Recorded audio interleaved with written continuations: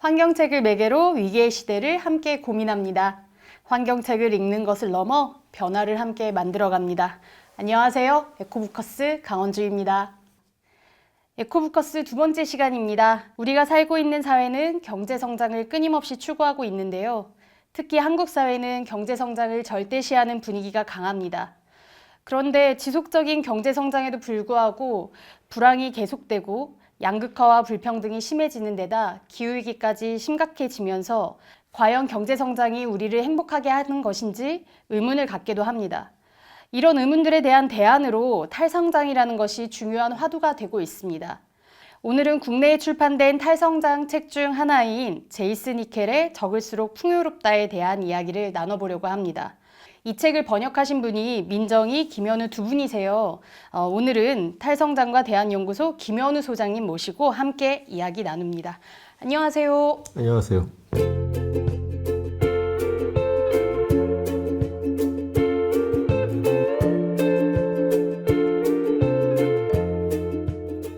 네, 오늘 우리 에코포커스 촬영하는 곳이 탈성장과 대안연구소 사무실인데 책 소개하기 전에 여기 연구소에 대해서 잠시 소개를 좀 해주시죠. 네, 연구소는 탈성장과 대안을 연구하는 연구소입니다. 왜 이런 연구소가 필요했냐 하면 탈성장을 하면 대안이 뭐냐고 물어요. 탈성장이 대안이야. 그래도 대안이 뭐냐? 연구를 하고 있어. 이렇게 대답을 하기 위해서 만든 연구소고 연구는 착착 진행이 되고 있습니다. 네. 여기 지금 간판이 있죠? 이 달팽이입니다. 탈성장의 마스코트 달팽이를. 근데 이게 각이 졌습니다. 한국의 탈성장은 삐쭉삐쭉 좌충우돌하면서 나아갈 것이다 라는 심오한 뜻을 담고 있는 로고가 되겠습니다. 네, 빨간색은 전통적으로 좌파 또는 평등을 상징하죠. 녹색은 전통적으로 생태, 환경을 생각합니다. 그러니까 탈성장과 대안은 이 빨간과 녹색의 두 축으로 이루어진다는 뜻이겠죠.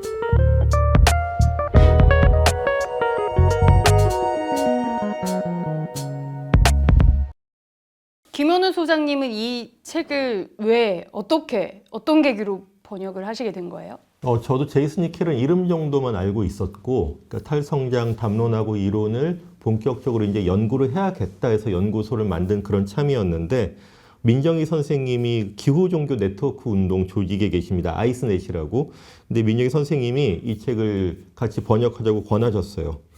특히 읽어보니까는 내용이 재밌어요. 그리고 알차고, 그리고 그 전에 탈성장 관련해서 나온 책이 이 책이 대표적이었습니다. 탈성장 개념화 사전. 근데 이 책은 탈성장이 중요한 어휘들을 풀어놓은 그런 책이기 때문에 어떤 체계적으로 맥락으로 이제 보기는 좀 어려운 책이었는데 마침 적을수록 풍요롭다는 정말 이 슬슬슬 이야기하듯이 그냥 강의도 아니고 옆에서 그 찻집에서 얘기 들려주듯이 하는 그런 책이었기 때문에 이 탈성장 개념화 사전과 보완이 되게 그 독자들한테 도움이 될 수 있는 책이다라는 생각을 갖고 그래서 번역을 하자 그렇게 얘기가 된 거죠. 그러면 이 적을수록 풍요롭다 이전에는 탈성장과 관련한 책이 아주 국내에 많이 소개되지는 않았었던 그렇지는 않았는데 그러니까는 벌써 10여 년 됐죠. 그 C. 더글러스 러미스의 경제 성장이 안 되면 우리는 풍요롭지 못할 것인가. 녹색 평론사에서 나온 책도 대표적으로 있었고 또 그 전에 이반 일리치나 앙드레 고르츠나 세르주 라투슈의 책들은 이제 간간히 나왔었습니다. 그렇지만은 탈성장, 탈성장론, 탈성장 운동을 이렇게 딱 그 중요한 주제로 삼아서 나온 책은 이 책이 되게 획기적이었다고 생각을 합니다. 히켈은 인류학자입니다. 그리고 태어난 곳은 아프리카 에스와티니예요. 그러니까는 또 백인이죠. 그리고 지금 활동은 영국, 스페인 등에서 하고 있어요. 그러니까는 학문적으로도 그렇고 자라온 배경으로도 어떤 경계인 그런 시야를 갖고 있습니다. 그리고 히켈의 주된 관심은 사실 세계적 빈곤과 불평등이었습니다. 그래서 그 전에 나온 책이 사실은 이 책이었어요.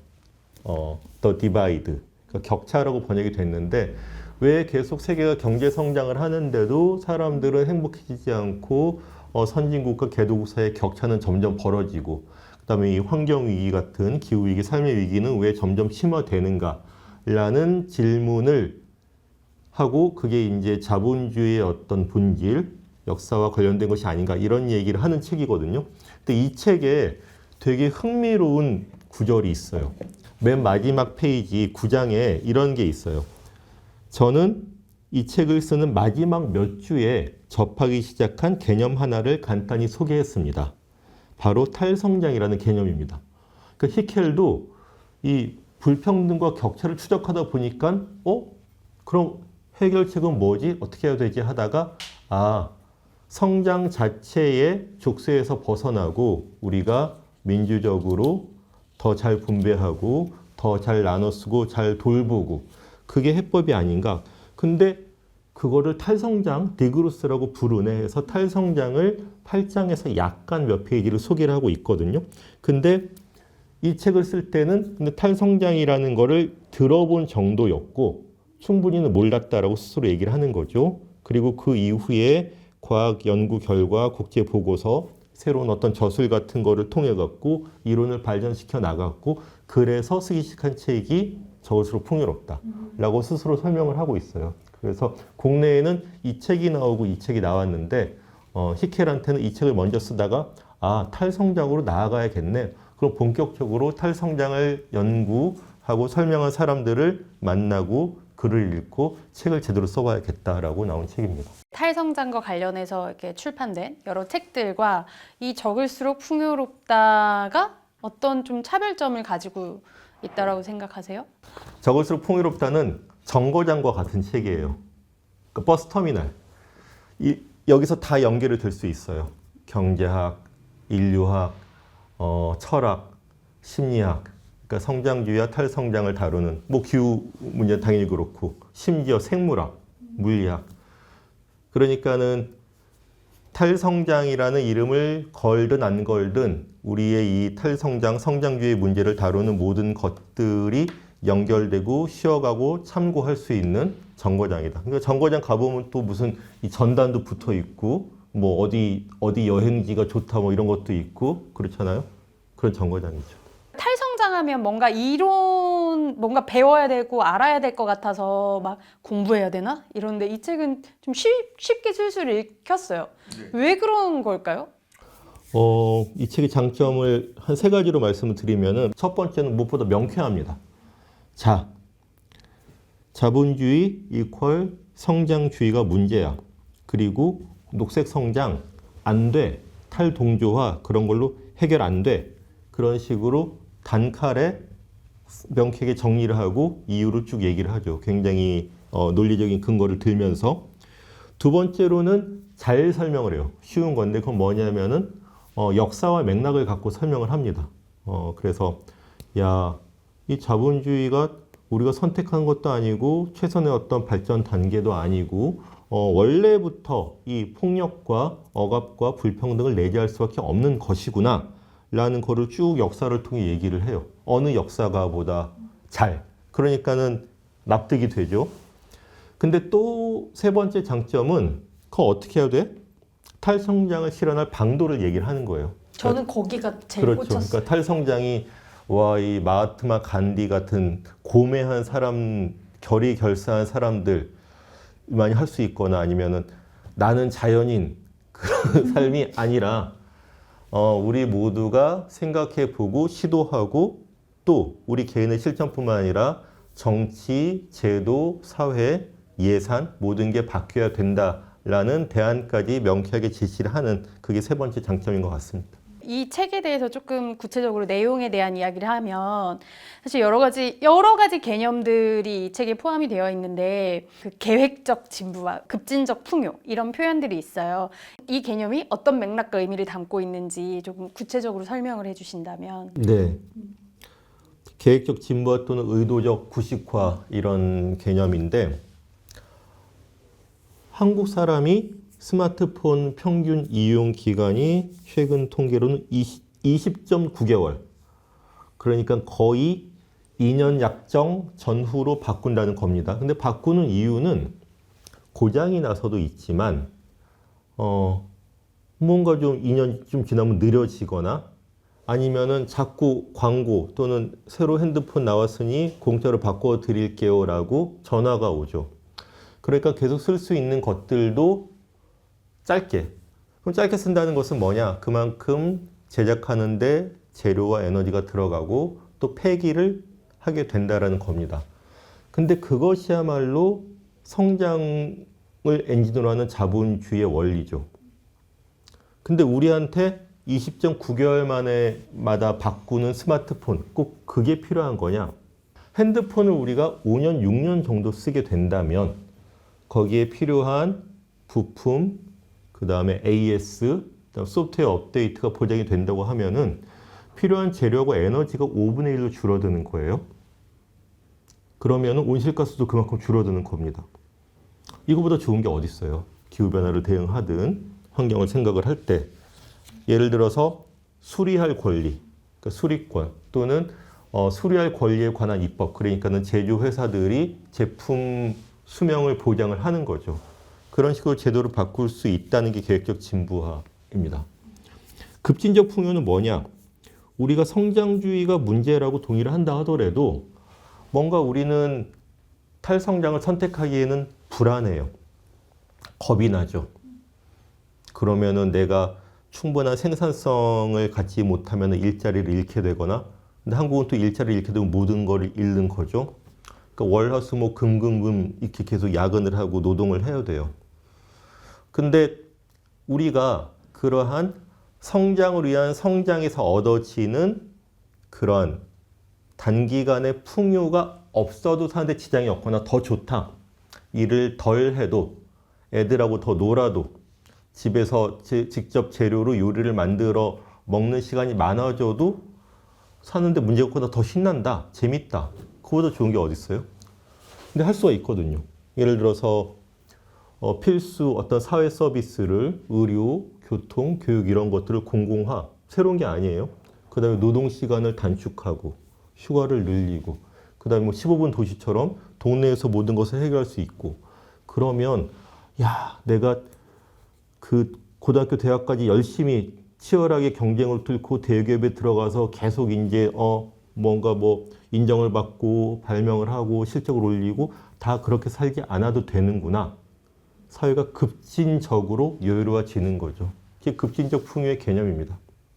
그러니까는 탈성장이라는 거는 굉장히 불온한 개념이에요. 왜냐하면 자, 계획적 진부화와 급진적 풍요 두 개를 볼게요. 사람들이 최신 제품을 안 사기 시작하는 거예요. 그 다음에 지나치게 열심히 일을 안 하려고 하는 겁니다.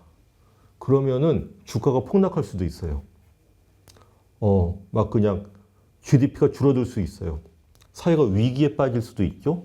근데 사실 그게 위기가 아니라 그렇게 잘 연착륙을 할 수 있는 사회라면 온실가스 감축을 하고 더 정신적 건강을 키우고 사람들이 훨씬 즐거울 수 있는, 그러니까 GDP가 아니라 행복지수가 올라갈 수 있는 사회인 거죠. 그러니까 자본주의가 보기에는 굉장히 불온한 개념인데 그렇기 때문에 우리한테 필요한 개념이 되는 겁니다. 그 이야기 들으면서 그런 생각이 들었는데 뭐 교육이나 의료나 뭐 교통이나 이런 것들이 우리한테 공공화되어 있기는 하지만 공공재로서 완전하다고 볼 수는 없고 그러니까 개개인들이 또 내가 이만큼 일을 해서 내가 이만큼 돈을 벌고 했는데 또 그것을 공공재라고 해서 모두에게 그냥 공평하게 준단 말이야. 그걸 되게 불공평하다고 생각을 하잖아요, 사람들이. 사람들이 왜 그 불공평하다고 생각하고 불공평에 대해서 참지 못하고 공정 담론에 빠지느냐. 그렇게 노동시장, 상품시장에서의 경쟁과 획득만이 나의 행복, 안정, 자존감을 보장하는 수단이라고 생각하기 때문이에요. 다른 선택지가 없기 때문이죠. 근데 원래 그랬느냐? 아닌 거예요. 한국만 쳐도 7, 80년대 이전에는 그렇게 어떤 경쟁이나 어떤 공평 이런 거에 대한 이야기가 없었습니다. 뉴스에도 안 나왔죠. 왜냐하면 그게 그렇게 중요하다고 생각을 안 한 거예요. 왜냐? 동네에서 돌봄에서 많은 게 해결이 됐기 때문이죠.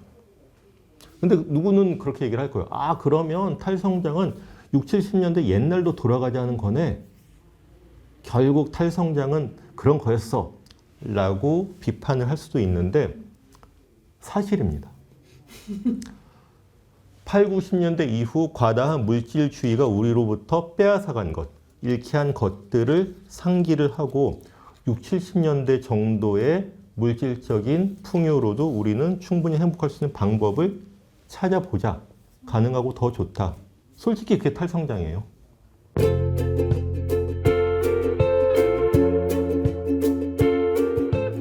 우리는 공공 일자리 보장을 도입함으로써 이 과정을 촉진할 수 있다. 그리하여 일하고자 하는 누구든 생활임금을 받으면서 돌봄, 필수 공공 서비스, 재생에너지 기반 시설 건설, 로컬 푸드 재배, 생태계 복원처럼 공동체들이 실제로 필요로 하며 사회적으로 유용한 일들에 종사할 수 있다. 실제로 일자리 보장은 정부가 시행할 수 있는 가장 강력한 환경 정책 중 하나다. 이 정책으로 우리는 실업의 불안에 대한 걱정 없이 파괴적 산업의 규모를 축소하는 것에 관한 열린 대화를 할 수 있기 때문이다. 기후 붕괴에서 문제 삼아야 할 것은 대기 중의 이산화탄소의 누적량이지 연간 흐름이 아니다. 따라서 우리는 각 국가가 역사적으로 배출한 양을 살펴봐야 한다.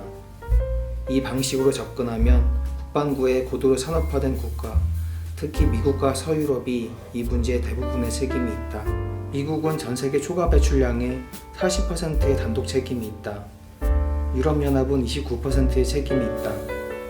초과 배출량 가운데 92%의 유럽의 나머지 국가와 캐나다, 일본, 호주 등 북반구 국가들이 기여했다. 이는 북반구의 나라들이 기후붕괴로 인해 피해의 92%의 책임이 있다는 것을 의미한다. 반면 라틴 아메리카, 아프리카, 중동의 전 대륙을 모두 합해도 그들에게는 단 8%의 책임이 있다. 그것도 이 지역 내에 있는 단지 소수의 국가에서 배출된 것이다. 계획적 진부와 관행만큼 이런 경향이 뚜렷한 경우도 없을 것이다. 매출 늘리기에 필사적인 기업들은 의도적으로 비교적 짧은 기간이 지나면 망가져 교체가 필요한 제품들을 생산하려 애쓴다.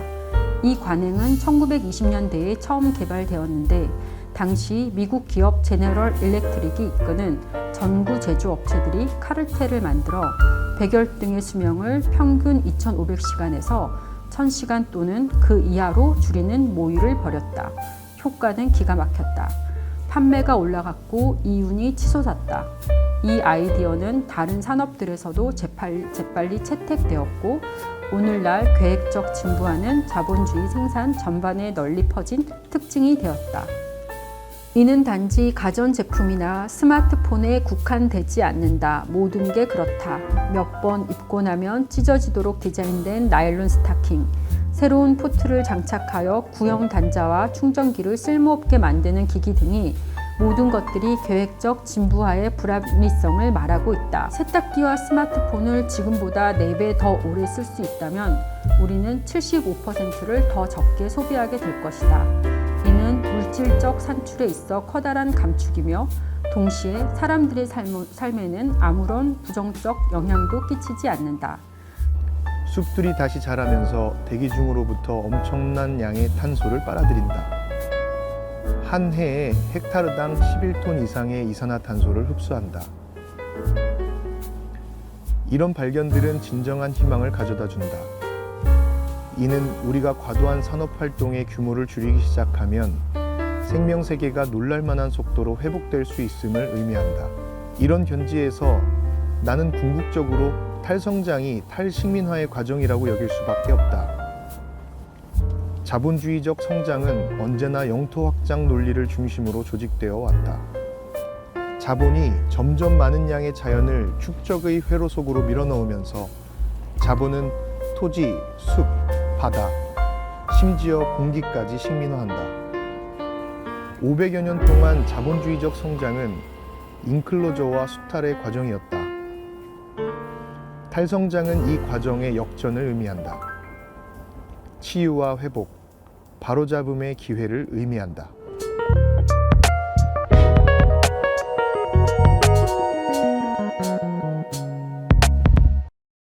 그러니까 탈성장에 좀 관심 있는 분들에게 그럼 이 책 읽으면 된다 라고만 소개할 수 있는 건지 물론 이 책이 모든 것을 다 설명하지는 못하겠지만 이 책은 그 탈성장을 실현할 방도 포스트 자본주의로 가는 길 이렇게 해서 몇 가지를 제안을 해요.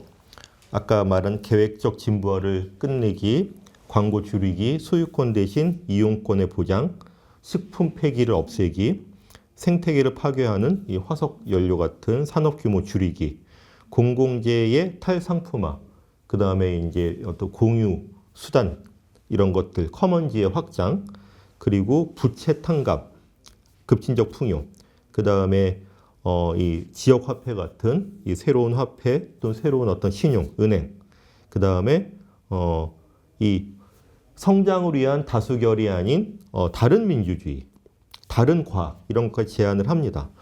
근데 이런 제안을 구체적으로 하고 그래서 이게 탈성장이 기상천외하거나 뭐 되게 고매한 가치가 아니라 충분히 현실에서 해볼 수 있거나 이미 되고 있는 그런 어떤 정책 제도 운동일 수 있구나라는 거를 제안을 하는 게 이 책의 큰 강점이에요. 히켈은 연결을 하려고 하고 배우려고 해요.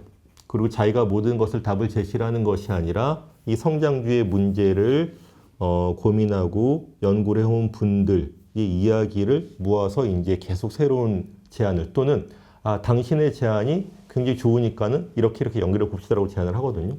개방적이고 진행형이에요. 그러니까 정거장이라고 제가 표현을 했습니다만 그렇지만 비타협적이라고도 말씀을 드렸잖아요. 그러니까 대표적으로 이게 자본주의와 불평등 문제에 대해서는 단호하죠. 그러니까 전작이 이 격차였다는 것에서 알 수가 있고 히켈은 또는 그 동세대의 이 탈성장론자들은 반자본주의 또는 포스트 자본주의 입장을 되게 분명히 합니다.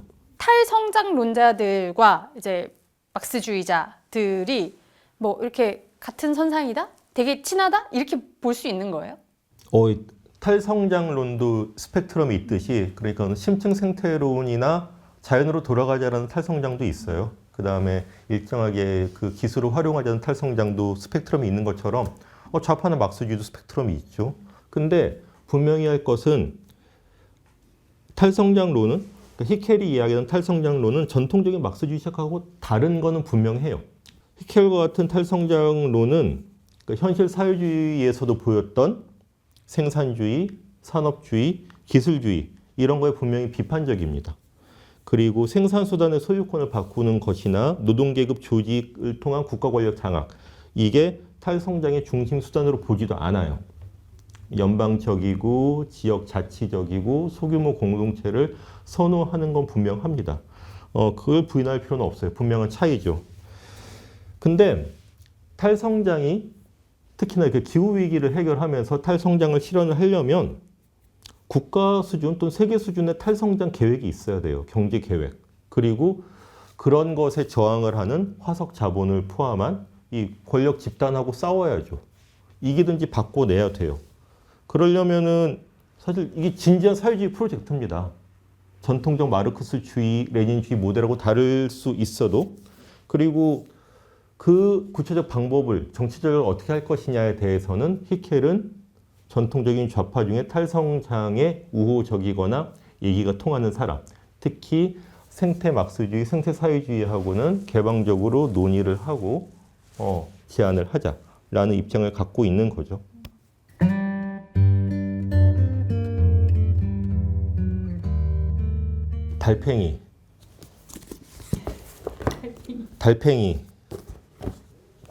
달팽이. 여기도 조그맣게 달팽이. 이 달팽이. 저 달팽이 지겨워요.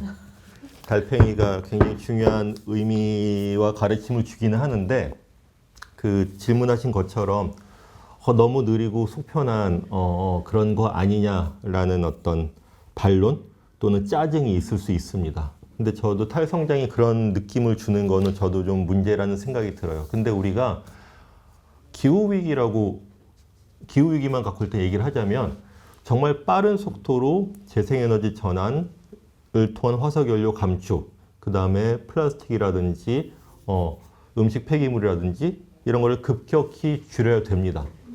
달팽이의 속도로는 절대로 안 되죠. 근데 탈성장론자들, 히켈을 포함해서 그런 구체적인 제안들을 당연히 하거든요.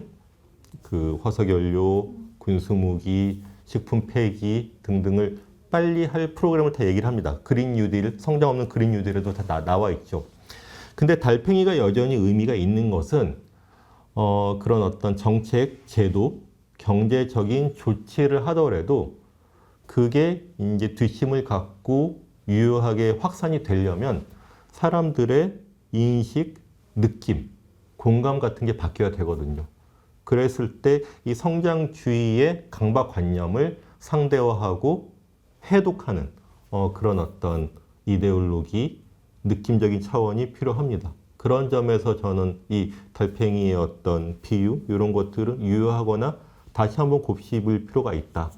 다만 탈성장은 작고 연약하고 느린 거야. 이런 식으로 좀 이렇게 이 표상 인식되는 거는 경계해야 된다라고 생각을 하죠. 적을수록 풍요롭다 공동 번역자이신 민정희 선생님이 오셨어요. 민정희 선생님이 먼저 이 책을 번역해 보면 어떻겠냐 이렇게 제안을 하셨다고 하는데 이 분께 특별히 이 책을 제안하신 이유가 있으신가요? 책을 그동안 좀 많이 번역하셨던 것 같아요. 그죠? 그전에도 많이 번역하셨고, 제가 읽어보지는 못했는데, 번역을 잘 하시는 것 같아서 제안을 드렸고, 뭐, 특별한 다른 이유는 없었고, 그때 같이 이제 기후위기 비상행동 집행위원이었기 때문에, 네, 제안을 했죠. 그러면 이 책의 존재에 대해서는 선생님 먼저 아신 건가요? 예. 어떻게 아시게 되셨어요? 제가 검색의 여왕이거든요. 그래가지고. 이 디그로스라는 그 표현을 알아가지고 그걸로 검색을 해서 이 사람이 존재를 알았어요. 책이 나온 걸 알고 책 번역하고 싶다고 메일을 보냈어요. 그랬더니 너무 좋다고. 네, 그렇게 해서 이제 뭐 안면은 아니고 서로 이제 메일로 텄고 그 다음에 책 나오고 나서 한번 제가 메일 또 보냈어요. 책이 호응이 좋다. 그랬더니 그 반격이 있을 텐데. 거긴 좀 심한가 봐요. 유럽이나 이런 쪽은 굉장히 그 탈성장에 대한 반격이 있고요. 근데 한국에서 그 반격에 잘 대비했으면 좋겠다 이런 답을. 네. 근데 한국에서 그럼 두 분은 이 책 번역 이후에 어떤 반격을 받으신 적이 있으신가요? 저는 개인적으로는 없어요. 그러니까 제대로 된 반격은 우파에서도 오고 좌파한테도 와야 되는데 우파들은 무시하고 있고요. 좌파는 물론 스펙트럼이 있지만 탈성장에 동의하는 좌파들 중에 절반은 무시하고 있고 절반은 살짝 반론을 얘기를 하고 있는데 대놓고 반론을 하거나 토론을 요구하는 반론이 아니라 그냥 자신들의 청중한테 반론을 전파를 하고 있더라고요. 그래서 아직 탈성장은 우파 주류한테든 좌파한테든 의미 있게 반격의 대상이 못 되고 있다라는 생각이 드는데 그럼 어떻게 되느냐? 반격을 도발을 할 수도 있지만 우리 얘기를 더 키우고 풍부하게 전달을 하자라는 생각이에요, 저는. 근데 저도 이제 책 나오고 나서 쭉 리서치라고 해야 되나요? 그 인터넷으로 쭉 어떻게 반응이 이제 미디어 특히 언론사에서 어떻게 반응하는지 쭉 살펴보면은 언론에서도 긍정적으로 좀 나름 긍정적으로 뭐 거기 문제의식을 갖고 있는 그런 언론도 당연히 있겠지만 좀 이 문제의식 괜찮다? 이 탈성장 히켈이 말하는 이 탈성장의 의미나 이런 게 굉장히 좀 그래도 이렇게 가야 되지 않나 이런 생각을 가진 언론인들이 좀 있었던 것 같아요, 많이. 어떻게 히켈과 연락은 지금 닫고 계신가요? 2023년에 제가 한국에 초대하려고 연락을 했는데 그게 이제 뭐 제가 일하는 단체에서 초대하려고 한 건 아니고 다른 이제 종교기관에서 초대하려고 해서 1차 오겠다고 답을 들었는데 초청이 이제 무산이 되면서 더 어려워졌죠. 근데 너무 바쁜 것 같아요. 그러니까 논문을 굉장히 많이 써요. 그러니까 다른 보통의 학자들보다 1년에 한 10편 이상의 논문을 그것도 이제 아주 굉장히 유명한 그런 저널에 많이 실거든요. 탈성장을 관련해서. 근데 그런 작업도 하고 그다음에 굉장히 그 전 세계 진보 인사들, 진보적인 뭐 학자들, 저널리스트나 아니면 운동가들의 연대체가 있잖아요. 거기에도 참여를 하는데 그러면서 많이 이렇게 자문을 해주는 것 같아요. 그러니까 그게 이제 프로그레시브 인터내셔널이라고 해서 좌파 쪽 사람들이 모여 있는 단체인데 그 단체에서 이렇게 남반구 특히 아프리카나 남미나 그런 쪽에 이제 변동 같은 게 정치적인 변동이 생길 때 이렇게 그 같이 연대하고 또 어떤 문제가 생길 때 문제 제기하고 뭐 이런 역할을 하거든요, 그 단체에. 근데 그 단체에 결합을 이렇게 수창기부터 결합을 했던 것 같고 자문위원으로 최근에 한 2년 전부터 자문위원 이름에 올랐어요. 노암 촘스키랑 뭐 이런 사람들 올라가 있는 그 리스트에 올라서 그렇기도 하고 그래서 이제 남반구의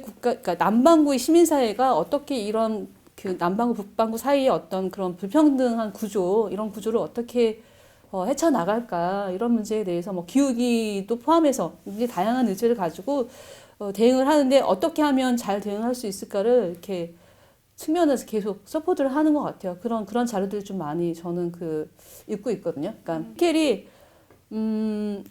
그 홈페이지에 들어가면은 피켈 홈페이지가 있거든요. 자기가 이렇게 관리하는 홈페이지가 있는 그 홈페이지에 등록할 수 있게 되어 있어요. 등록을 하면 메일을 그 구독하는 사람들한테 1년에 한 번씩, 그러니까 지난 1년 동안 보통 한 2, 3월에 하는 것 같아요. 지난 1년 동안 본인이 발표한 논문을 다 보내줘요. 이렇게 링크를 다 보내줘요. 볼 수 있도록. 그런 점은 정말 저는 탈성장을 이야기하는 사람, 학자로서 굉장히 저는 참 존경스러운 부분인 것 같아요.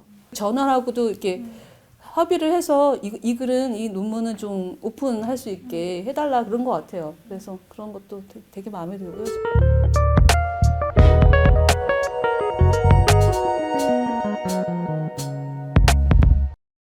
아직 이 책을 읽지 못하신 분들은 적을수록 풍요롭다를 통해서 탈성장을 만나보시고 그리고 탈성장이 어떻게 구체적으로 실현 가능한지에 대한 그런 가능성들도 그런 상상력들도 만나보실 수 있을 것 같습니다. 오늘 에코부커스 2번째 시간은 제이슨 이켈의 적을수록 풍요롭다였습니다. 함께 이야기 나눠주신 김현우 수장님 감사합니다. 네, 감사합니다.